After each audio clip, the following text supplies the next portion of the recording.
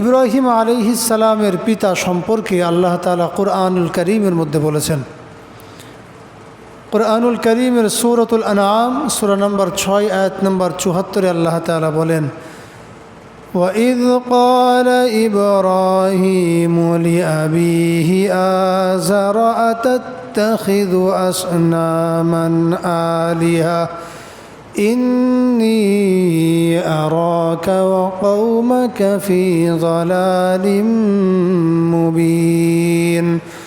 আল্লাহ রাব্বুল আলামিন কুরআনুল কারীমের মধ্যে ইব্রাহিম আলাইহিস সালাতু ওয়াস সালামের ঘটনা উল্লেখ করে বলেছেন, আল্লাহ তাআলা বলেন, সেই সময়ের কথাকে তোমরা স্মরণ করো যখন ইব্রাহিম আলাইহিস সালাম তার পিতা আজরকে বলেছিলেন, ইব্রাহিম ওয়াইদ ক্বালা ইব্রাহিমু লিআবিহি আযর আতাত্তাখিযু আসনামান আলিহা, আপনি কি মূর্তিগুলিকে মাবুদ বানিয়ে নিয়েছেন। আল্লাহ তাআলা কোরআনের মধ্যে ইব্রাহিম আলাইহিস সালামের সেই কথাকে উল্লেখ করেছেন। কোরআনে পাকের সূরাতুল আনআম সূরা নম্বর 6 আয়াত নম্বর 74 যে ইব্রাহিম আলাইহিস সালামের পিতার নাম ছিল আজহার, যিনি একজন কাফের ছিলেন, এবং ইব্রাহিম আলাইহিস সালাম তাকে ইসলামের আল্লাহ তাআলার একত্ববাদের দাওয়াত তাকে দিয়েছিলেন।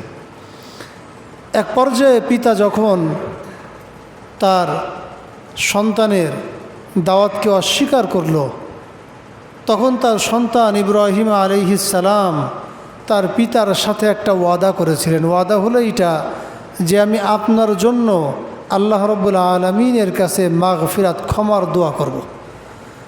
কুরআনে পাকের সূরাত মারইয়াম সূরা নম্বর 19 আয়াত নম্বর 47 আল্লাহ তাআলা সেই কথাকে উল্লেখ করে বলেন, সাআস্তাগফিরু লাকা রব্বি।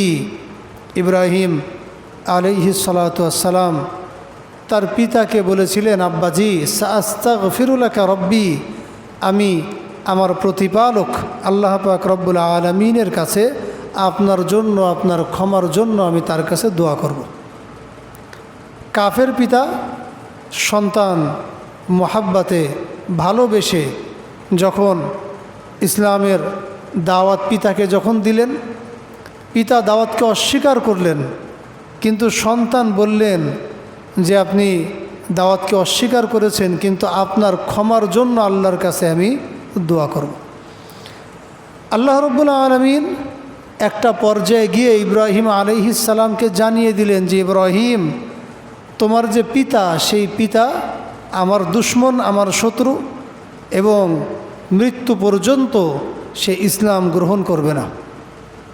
আল্লাহ তাআলা ভবিষ্যৎ জানেন না, শুধুমাত্র আল্লাহ তাআলাই ভবিষ্যৎ জানেন।